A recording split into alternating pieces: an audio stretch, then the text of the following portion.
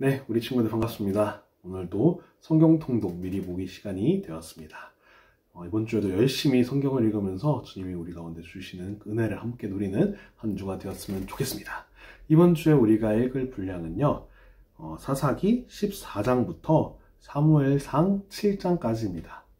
내용이 그래도 꽤 있는데, 또 한 장씩 또 선생님과 함께 내용들을 알아가면서 이번 주에도 읽었으면 좋겠습니다. 그러면 바로 이제 14장부터, 사사기 14장부터 한번 보도록 할게요.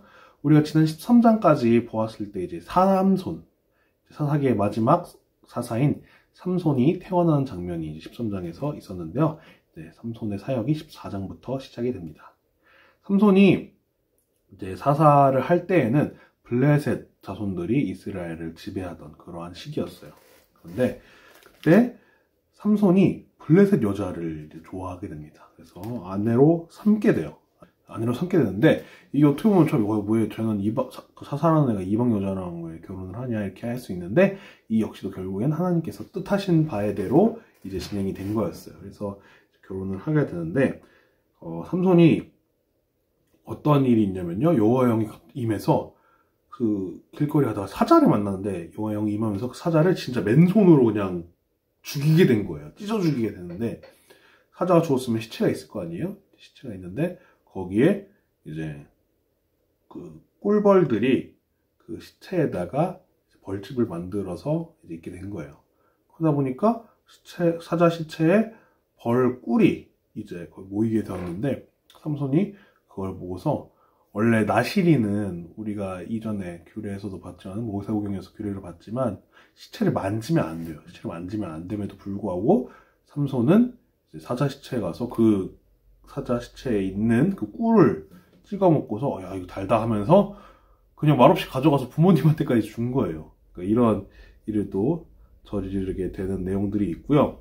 그리고 이후에 가서 그 블레셋 사람들을 또 만나가지고 수수께끼를 내는 거예요. 자기가 이전에 봤던 예전에 경험했던 그 사자 시체에 있는 꿀을 보고서 떠올리면서 수수께끼를 냅니다. 그래서 뭐라고 얘기를 하냐면은, 먹는 자에게서 먹는 것이 나오고 강한 자에게서 단 것이 나왔느니라, 이렇게 해서 대체 그 먹는 자에서 먹는 것이 나오고 강한 자에서 단 것, 이게 뭘 얘기하는 거냐라고 문제를 낸 거예요. 수수께끼를 냈는데 그 사람들이 아무도 못 맞히는 거예요. 뭐지? 근데 맞추면은 삼손이 그 겉옷 30벌하고 또 옷 30벌 준다고 했었거든요. 그러다 보니까 이거 뭔지 모르겠는데, 그러면은 그 삼손 부인이 블레셋 사람이니까 우리 같은 민족이니까 한번 꼬셔가지고 알아내보자. 그래서 그 삼손의 아내인 블레셋 사람을 이제 두고 매수를 한 거죠, 이제. 그래서 그 여자가 삼손에게 물어봅니다. 그 뜻, 나 알고 싶다, 알려줘라. 답이 뭐냐? 알려줘. 이랬는데 삼손이 처음엔 얘기를 안 해줘요. 부모님한테도 얘기하는데 왜 그걸 얘기를 해주냐. 그러니까 이제 그런 거가 있죠. 또 이제 아내니까 너 아내인데 왜 안 알려주냐면서 막 이제 그런 얘기를 했겠죠. 싫은 티를 냈겠죠. 그러니까 결국 삼손이 알려줍니다. 알려주는데 그 알려주자마자 바로 그 여자가 이제 그 사람들한테 말했겠죠. 그러니까 사람들이 천연덕스럽게, 그거는 뭐 강한 것은 사자고 단 것은 꿀보다 단 게 있겠느냐 하면서 잡을 맞춰버려요. 그러니까 삼손이 이제 알게 된 거죠. 이게 이렇게 진행이 됐구나. 그래서 화가 난 상태로 내려가서 그 아스글론 사람 30명, 그러니까 30벌의 옷을 줘야 되잖아요. 그러니까 옷을 줘야 되니까 아스글론 사람 30명을 죽여요. 죽여서 그 옷을 갖다 주게 되는 거예요. 그 30명에게 수수께끼를 냈던 30명에게 갖다 주게 되는데, 그때에도 이제 하나님의 영이 임해서 그 사람들을 죽이게 됩니다. 참 신기한 것이, 우리가 보면 저거 완전 날라리네 이런 것처럼 보일 정도로 날라리 같은 행동하지만 그 안에서 하나님의 영이 임하시는 걸 볼 수 있어요. 그러니까 결국에는 그 모든 것이 하나님의 뜻 안에 이루어졌다라는 것을 우리가 또 확인할 수 있겠죠. 그래서 14장에서는 이렇게 방금 이야기했던 블레셋 여인과 결혼하고 사자를 찢어 죽이고 그 안에 꿀이 있었고 수수께끼를 내는 그 이야기까지 이제 14장에 나오게 됩니다. 15장으로 넘어가시면은 그 14장에서의 사건 때문에 이제 삼손이 그 여자를, 블레셋 여자를 싫어하게 됐던 것 같아요. 그러다 보니까 그 아내의 아버지, 블레셋 사람의 그 아버지가 그 아내를 삼손 친구한테 줘버려요. 삼손한테 얘기도 안 하고 그냥 줘버려요.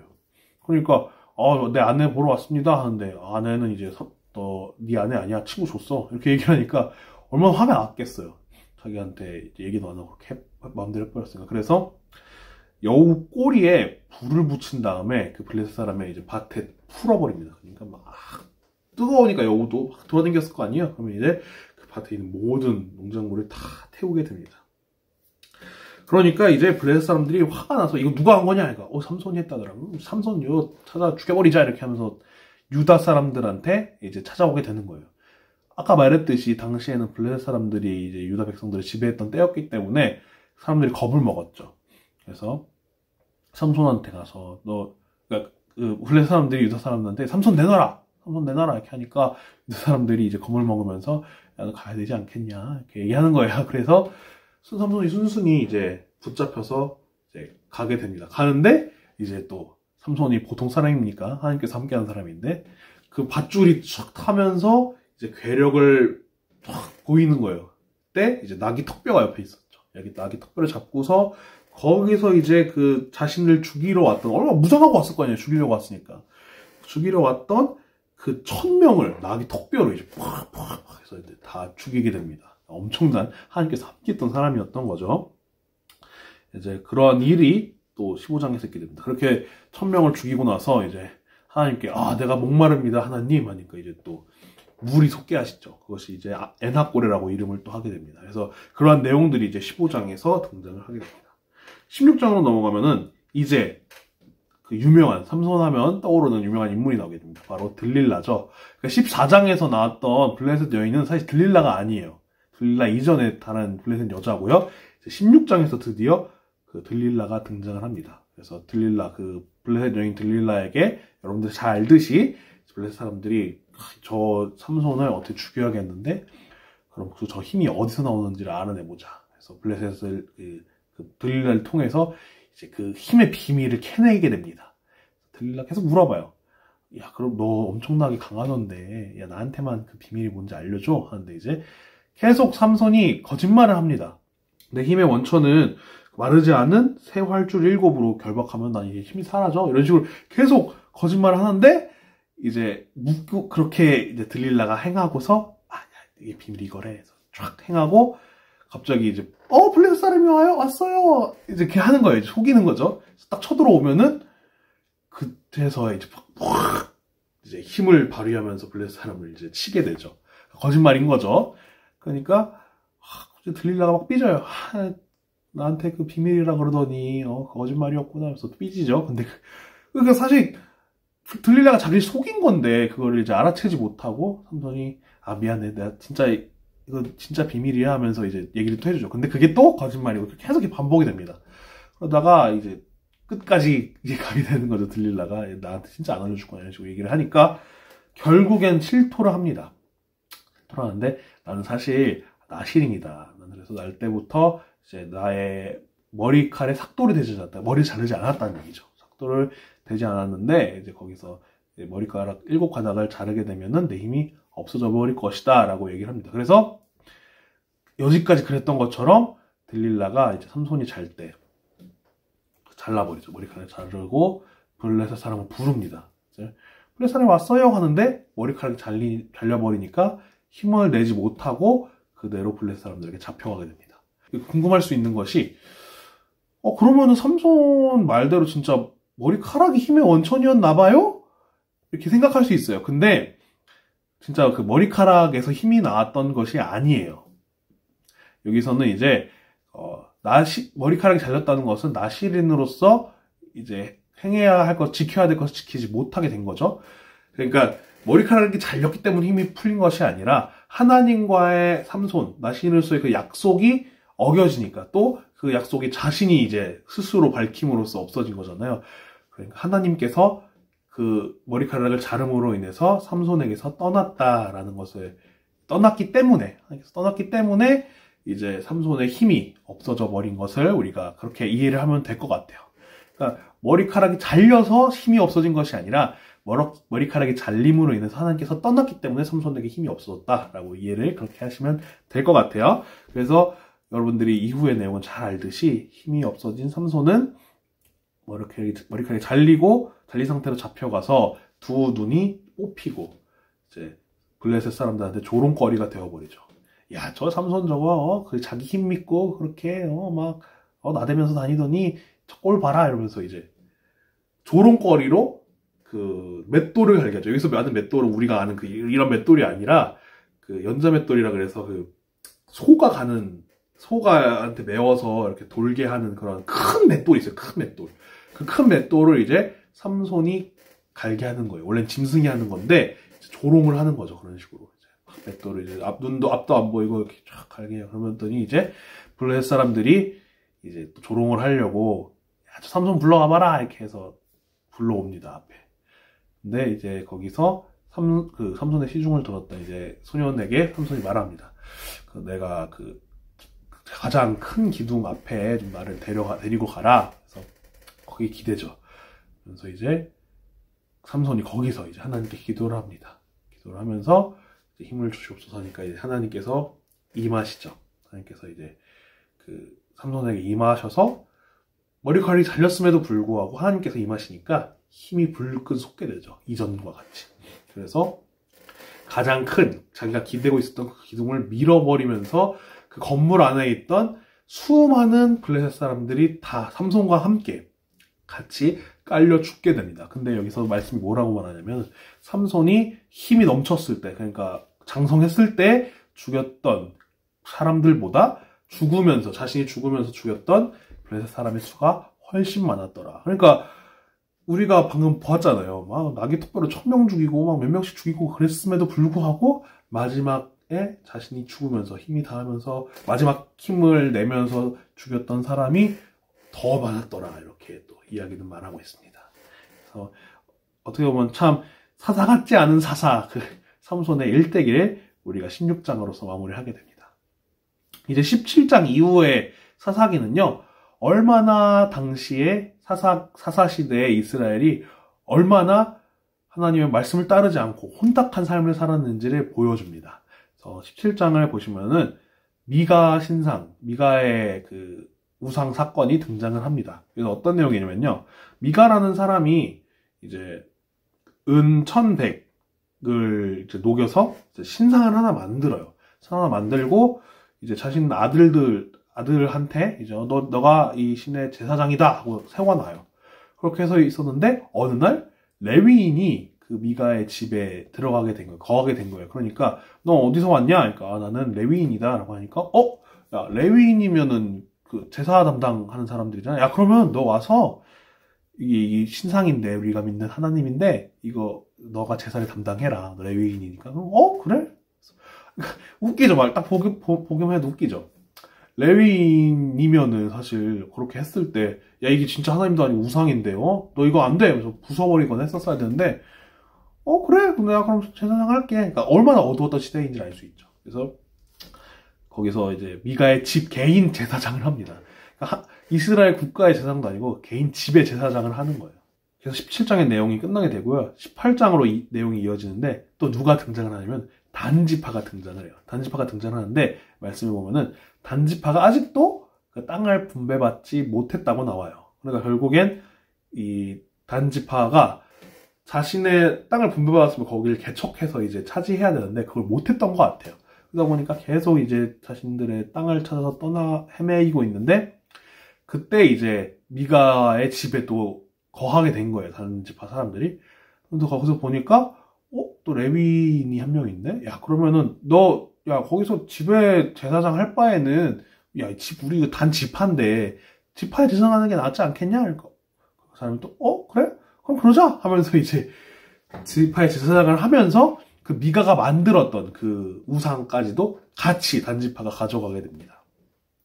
당연히 그러니까 미가 집 사람들이, 야, 너 제사장하고, 야, 상까지 우리 신까지 가져가면 어떡하냐 이렇게 반발했음에도 단지파가 그 집 사람들보다 강성했기 때문에 이제 다시 되돌려받지 못하고 이제 놓아주게 됩니다. 그래서 단지파가 땅 다니면서 땅을 찾아서 정착을 하게 됩니다. 그러면서 이제 그 레위인과 그 미가 신상이 단지파에 있는 상태로 이제 계속 이어졌다라고 이제 말씀을 말하고 있어요. 그리고 이후에 19장에는 또 한 가지 사건이 등장합니다. 여기서는 레위인의 첩 사건이 등장하는데요.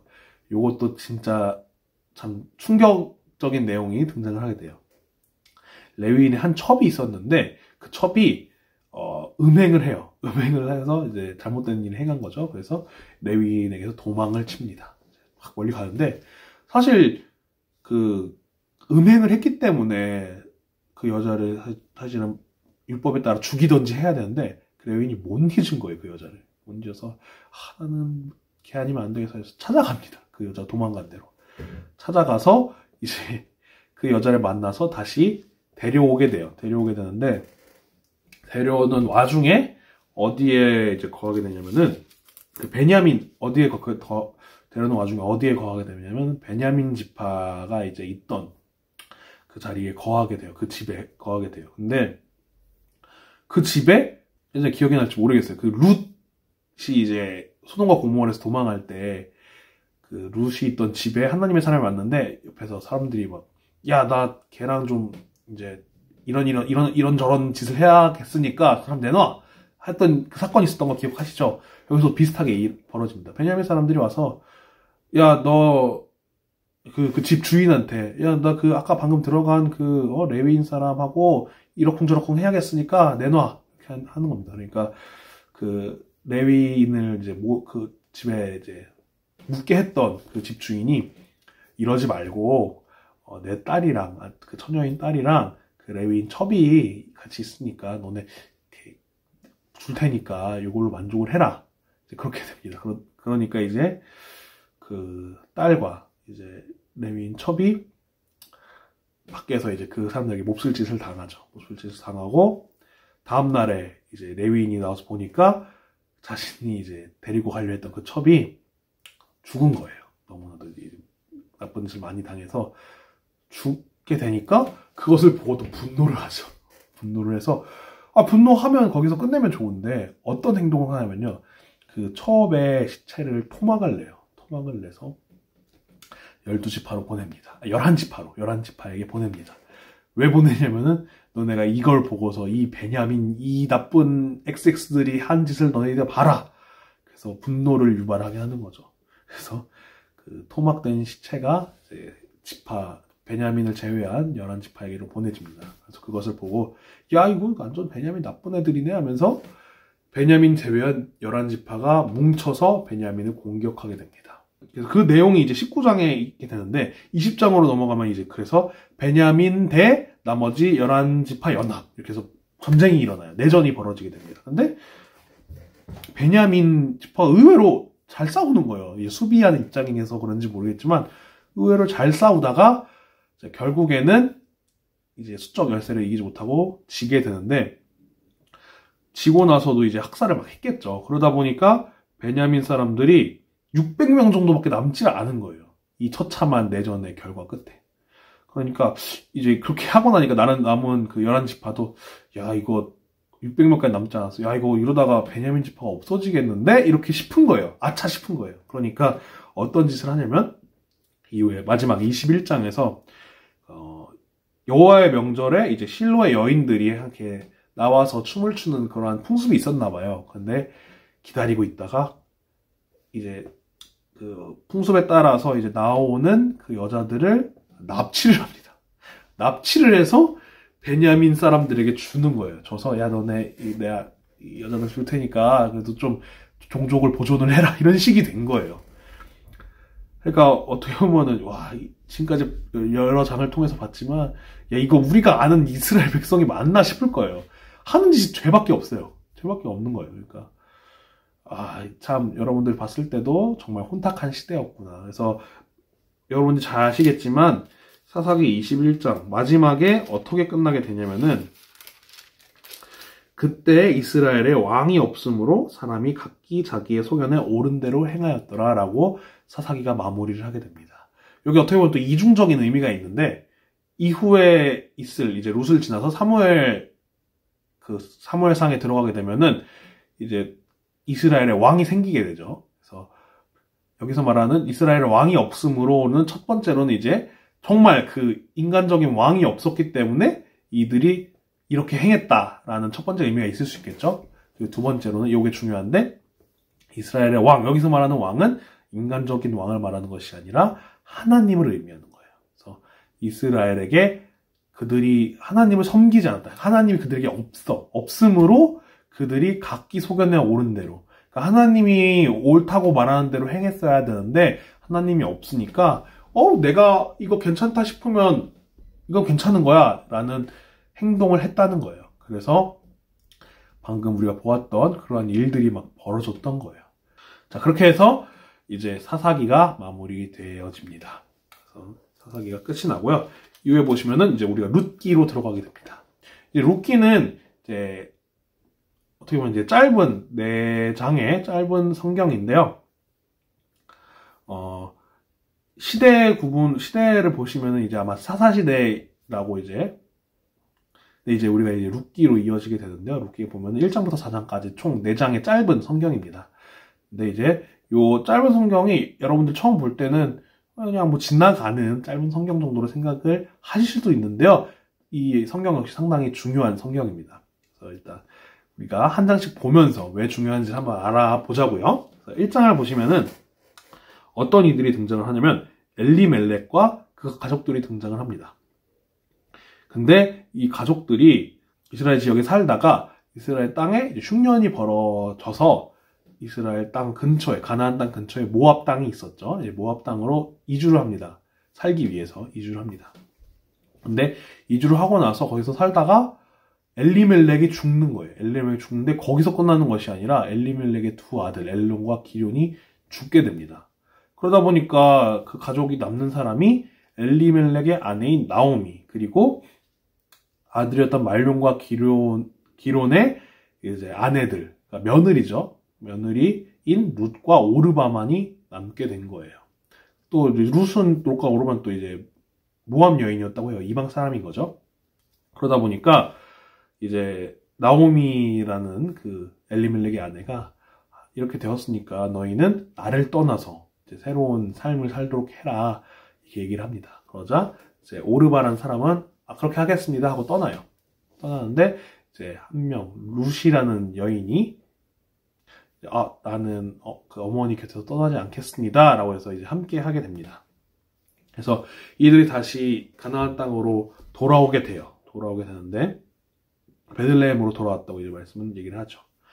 근데 이들이 뭐가 있겠어요. 그냥 원래 당시만 해도 여러분 잘 알겠지만 이제 남성이 좀 더 우월했던 시대잖아요. 그러다 보니까 여인들의 힘으로는 뭘 할 수가 없어요. 그러니까 바로 이제 좀 불우한 가정이 된 겁니다.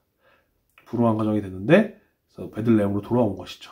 2장으로 넘어가시면은 이제 이들이 어디로 가게 되냐면은 베들레헴에서 좀 유력한 자인 보아스를 찾아가게 돼요. 왜 보아스를 찾아가냐면요. 우리가 이전에 혹시 율법에 보았던 것 중에 신벗김을 받는 자 기억하시나요? 그러니까 어떤 그 자신의 가족의 자신의 뭐 형이나 아니면 동생이나 이런 형제가 죽게 되면은 그 형제가 갖고 있던 것을 이제 다른 동생이나 가족들이 승계하는 있었다고 기억을 하실 거예요. 그러니까 이제 그 승계를 받을 순위가 있었겠죠. 사람이 있었겠죠. 그 중에 한 명이 보아스였던 거예요. 그래서 이 나오미와 룻이 보아스가 또 당시에 좀 유력한 집안이었어요. 돈이 좀 있고 하다 보니까 거기에 가서 이제 보리 추수하고 남은 나달들을 이제 주우면서 이제 생계를 유지하려고 하는 거죠. 이 나달들을 줍는 것도 율법에 나와요. 율법에 보시면은 이제 다른 과부나 이런 사람들을 위해서 좀 약자들을 위해서 너희가 남겨두어라 이런 또 율법이 있거든요. 그 율법에 따라서 이제 과부인 나오미와 룻이 이제 나달을 줍고 이렇게 생활을 하게 됩니다. 거기서 이제 보아스가 룻을 발견을 하고요.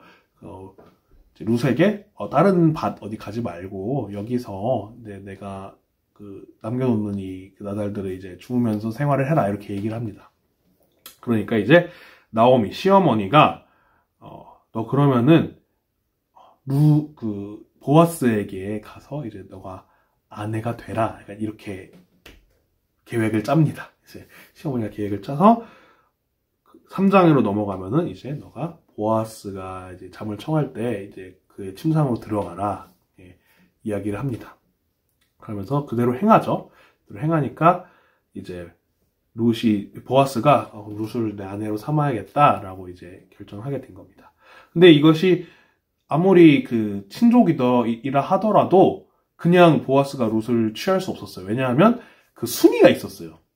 그 승계할 순위가 있었는데 그러다 보니까 보아스가 내가 당신의 아내로 맞이하려면 먼저 자신보다 앞선 승계인 사람한테 신벗김의 그 의식을 받아야 되는 거예요. 나는 이 기업을 내가 무르지 않겠습니다. 다음 순위에게 넘기겠습니다. 라는 이 의식을 행해야 되는 거예요. 그래서 4장에 넘어가시면은 그 의식을 행하게 됩니다. 그래서 가서 이 지금 룻이라는 사람이 있는데 너가 제일 우선순위다. 너가 이 여자와 그 기업을 무르겠느냐, 너가 가져가겠느냐 했을 때 그 사람이 나는 안 하겠다 이렇게 얘기를 합니다. 확인을 받습니다. 그래서 그 확인을 이스라엘의 장로들 앞에서 이제 신을 벗는 것으로 이제 그 의식을 하거든요. 그래서 그 의식을 행하고 이제 룻이 보아스의 아내가 됩니다. 그래서 아내가 되는데 그 이후에 이제 그 룻의 족보가 나와요. 룻의 족보가 나오는데 쭉 이제 보시면은 되게 마지막 부분에 익숙한 이름이 있어요. 바로 다윗입니다. 다윗. 다윗이 이 룻과 보아스의 사이에서 그 계보에서 결국에는 다윗이라는 사람이 등장을 한다는 거예요. 그러니까 룻기가 왜 중요하냐면요. 일단 뭐 역사적으로는 우리가 그 율법의 내용들을 확인할 수 있어서 좋기도 한데 그 의미를 보자면 먼저 다윗의 우리가 잘 아는 그 다윗 왕 있잖아요. 다윗 왕의 계보를 확인할 수 있고 그 계보에 알고 보니 이제 이방 여인이 있었다. 이방 여인이 있었고 당시 이방 여인은 우리가 방금 말했듯이 정말 사회에서 천대받고 무시받고 이럴 수 있는 그러한 사람이고 더욱이 또 이방 여인이잖아요. 그럼에도 불구하고 하나님께서 그 부족한 사람들을 통해서 어떻게 보면 다윗 그리고 다윗의 계보에 또 누가 있죠? 예수님이 계시죠. 그래서 이렇게 이어지는 그런 계보가 있게 된다라는 하나님의 크신 그 뜻을 우리가 이 성경을 통해서 알 수 있을 것 같아요. 자, 뒤로 넘어가시면은 이제 사무엘상의 이야기가 시작이 됩니다. 사무엘부터 이제 여러분들이 잘 아시는 1대 왕 사울과 2대 왕 다윗 이야기가 그 이스라엘 왕 이야기가 등장을 하게 됩니다. 여러분들 이제 한 가지 더 알려드리자면 제가 아까 사사기의 마지막 사사삼손 이렇게 얘기를 했었죠. 그러니까 뭐 그냥 마지막 사사삼손 이렇게 얘기를 하지 않은 이유가 뭐냐면요. 사실 이제 따지고 보면 정말 마지막 사사가 여기 나오는 사무엘입니다. 사무엘까지 그 앞에 이제 엘리도 있고 이어지는 그 계보가 있거든요. 삼손에서 그냥 끊긴 게 아니라 삼손 이후에도 이제 사사가 이어졌던 것 같아요. 다만 이제 성경에 적혀 있지 않았을 뿐이지 계속 이어지면서 결국에는 사무엘까지 이제 사사의 지가 이어지고 사무엘이 이제 사울 왕을 기름 부음으로 왕으로 세우면서 이제 사사의 계보가 끊기게 되는 거예요. 그러니까 결국 사무엘이 마지막 사사인 거죠. 그래서 그것도 한번 알아두시면 좋을 것 같아요. 그래서 마지막 사사인 사무엘의 이야기가 이제 시작을 하게 됩니다. 사무엘상 1장을 보시면요. 여기서 이제 한 여성이 또 등장을 합니다. 누구냐면 한나가 등장을 하죠. 한나가 이제 엘가나라는 사람의 아내예요. 엘가나라는 사람의 아내인데 한나만 그 아내가 있던 것이 아니라 브닌나라는 또 다른 아내가 있었어요. 엘가나에게. 근데 브닌나는 아이를 잘 낳았어요. 여러 아이를 낳았던 것 같은데 한나에게는 아이가 없는 거예요. 하나님께서 태를 닫으셨기 때문에 아이가 없는 거예요. 그러다 보니까 이제 한나가 하나님께 나아가서 기도를 막 열심히 합니다. 내가 주시면은 정말 그 하나님을 위해서 바치겠다 이렇게 열심히 기도를 합니다. 근데 당시에 이제 제사장이자 사사인 엘리가 그 모습을 보고서 이 여인이 뭐 이렇게 다른 얘기를 안 하고 입만 이렇게 뻥뻥뻥 거리는 것 같으니까 술에 취했구나라고 생각하고 아니 여인이 이렇게 술에 취해서 있느냐 집에 돌아가라 이렇게 얘기를 합니다. 그러자 한나가 저는 술 취한 것이 아니라 이제 아이가 없기 때문에 이렇게 열심히 기도를 하는 것입니다. 하고서 이제 그 뜻을 알고서 엘리가 그러면은 너희 뜻 하나님께서 이루어줄 것이다. 돌아가라 하니까 이제 한나가 근심을 하지 않고 돌아갑니다. 그리고 나서 나온 아이가 바로 사무엘이죠. 그래서 한나는 기도했던 것처럼 이 사무엘을 이제 하나님께 바치게 됩니다. 역시 이제 나시린으로서 바치게 되죠. 그래서 사무엘은 이제 엘리 제사장과 함께 생활을 하게 됩니다. 이어서 2장을 보시면은 그 한나가 하나님께 감사의 기도를 드리는 내용이 있습니다. 그래서 한나의 기도가 쭉 이어지고요. 뒤이어서는 당시에 제사장이었던 엘리의 아들 홈니와 비느하스가 얼마나 행실을 나쁘게 했는지에 대한 이야기가 등장을 합니다. 여기서 보시면은 하나님께 그 규례대로 제물을 했어야 함에도 불구하고 날 것을 드리는 등 되게 이상한 행동들을 하게 됩니다. 그래서 결국에 하나님께서 그 엘리의 집에 저주를 내리십니다.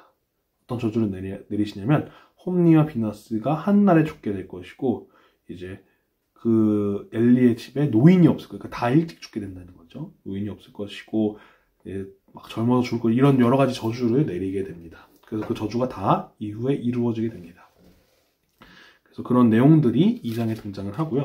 3장으로 넘어가시면 이제 여러분들 잘 사무엘 하시면 사무엘 하시면 생각나시는 이제 사무엘을 부르시는 장면이 등장을 합니다.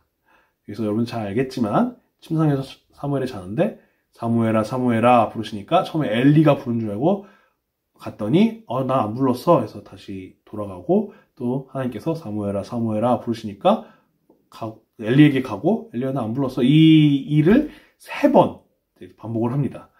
3번째 이제 사무엘이 부르셨나요? 하고 오니까 이제 엘리가 깨달은 거죠. 이거는 하나님께서 사무엘을 부르시는구나 라고 이제 깨닫게 되고 이제 사무엘에게 사무엘아 이거는 하나님께서 부르시는 거니까 주의 종이 듣겠나이다 라고 이렇게 대답을 해라. 그래서 이제 하나님께서 4번째 사무엘을 부르실 때 사무엘아 사무엘아 부르실 때 이제 듣게 되죠. 거기서 어떤 내용을 하냐면은 어떤 말씀을 하시냐면은 엘리의 집에 저주가 임할 것이다 라는 이런 말씀을 하시게 됩니다. 그 예언이 이제 이후에 4장에서 이루어지게 되는데요. 어떤 일이 있게 되냐면 블레셋과 이스라엘이 전쟁을 하게 됩니다. 근데 당시 그들이 이끌었던 홈니와 비느하스가 어떤 잘못된 생각을 하냐면 당시에 이제 하나님 하면은 이스라엘 사람들에게는 당시에 하나님 하면은 그 언약궤를 아마 많이 떠올렸던 것 같아요. 그래서 하나님이 임하시는 장소가 언약궤였기 때문에 언약궤가 곧 이제 하나님이라고 생각을 했겠죠. 그러니까 우리가 전쟁을 하니까 이제 하나님을 끌고 오면 우리가 전쟁을 쉽게 이길 수 있지 않을까. 그래서 언약궤를 전쟁터에 갖고 옵니다. 근데 그때만 해도 이제 백성들은 이제 하나님 오셨으니까 우리가 승리할 수밖에 없다 이렇게 생각을 했겠죠. 근데 크게 패하고 언약궤마저도 뺏기고 그 하나님께서 이제 예언하셨듯이 홈니와 비느하스도 죽게 됩니다. 그 소식을 들은 엘리는 충격에 휩싸여서 뒤로 넘어져서 죽게 되죠. 그래서 이런 이야기가 4장에 등장을 하고요. 이어서 이제 블레셋 사람들이 언약궤를 얻게 된 거예요. 어떻게 보면 전리품이 된 거죠. 근데 그 전리품이 있는 곳마다 무슨 일이 생기는 거예요. 처음에는 그 실로에 있었는데 실로에 막 안 좋은 일이 생기는 거예요. 에그론으로 옮깁니다. 거기서 또 같은 일이 벌어져요. 그래서 이거를 다른 데 보내야겠다 하면서 이제 5장, 6장까지 하면서 계속 언약궤가 이동을 합니다. 그래서 이동하다가 5장에서는 아스돗도 갔다가 가드도 갔다가 다시 에그론으로 왔다가 결국에는 이거는 우리한테 있으면 안 되는 거구나. 그래서 결국 이스라엘에게 다시 보냅니다. 그래서 6장에 보시면은 스와 기럇 여아림으로 이제 이동을 하게 됩니다. 그러다가 나중에 이제 이후에 사무엘 하 정도에 가서야 이제 다윗이 언약궤를 이제 다윗 성으로 이동을 하게 되죠. 그때까지 이제 언약궤는 이스라엘 바깥에서 이제 있게 됩니다. 이제 7장을 한번 보시면은 사무엘이 이제 전면에 등장을 하게 됩니다. 근데 그 이전에 먼저 언약궤가 기럇 여아림까지 갔다고 했죠. 근데 그 기럇 여아림에서 어디에 있게 되냐면은 아비나답의 집에 있게 돼요. 그 이후에 아까 말했듯이 이제 사무엘 하에서 그 궤가 다윗성으로 옮겨지기 전까지 오랜 기간, 그러니까 20년 동안 아비나답의 집에 언약궤가 있게 됩니다. 그 이후에 이제 보시면 아까 말했듯이 사무엘이 전면에 등장을 하면서 이제 미스바에서 예배를 드리게 되는데 어떤 일이 벌어지냐면은 이스라엘 백성들에게 그 블레셋 군대가 쳐들어온 거예요. 이스라엘 백성들 입장에서는 우리 정말 큰 위기다, 우리 죽을 위기에 처했다라고 생각을 했겠지만 그 백성들이 하나님께 번제를 드릴 때 하나님께서 큰 우레를 내리시면서 블레셋 군대를 무찌르게 됩니다. 그래서 사무엘은 하나님께 감사하면서 에벤에셀의 이제 바위를 세우게 되죠. 에벤에셀이라는 돌을 세우게 되는데 그 뜻은 하나님께서 여기까지 우리를 도우셨다라는 이제 의미죠. 그래서 에벤에셀의 돌을 세우고 그 이후에 이제 뭐 베델, 길갈, 미스바, 라마 여기를 순회하면서 사무엘의 사역을 하게 됩니다. 여기까지가 우리 이번 주에 읽을 내용이고요. 이후에는 이제 사무엘이 열심히 활동을 하면서 왕을 세우는 그 이야기들이 뒤이어 등장을 하게 됩니다. 네, 이번 주 어떻게 보면 또 세 개의 성경을 걸쳐서 보는 거기 때문에 좀 많게 느끼실 수도 있을 것 같은데 그래도 지금 이 역사서들은 내용이 또 익숙하고 재밌는 것들이 많으니까요. 함께 열심히 또 이번 주에도 통독하는 우리 친구들이 되었으면 좋겠습니다.